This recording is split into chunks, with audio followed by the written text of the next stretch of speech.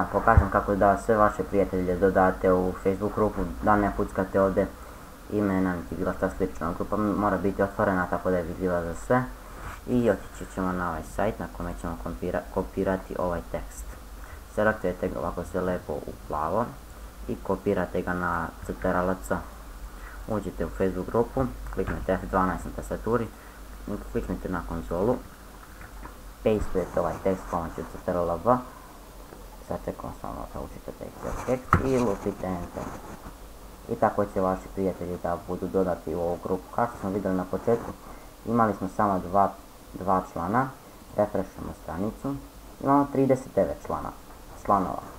I znači, ja na mom fake Facebook profilu imam oko 40-ak članova, kao što možete, 40-ak prijatelja. I znači vi zapravo ne morate kuckati njihova imena pomoću ovog teksta. Možete, odnosno to više nije tekst, nije tekst nego kombinacija brojeva i znakova. To bi bilo to, lajkujte, šerujte, subscribeujte i vidimo se do sljedećeg tutoriala.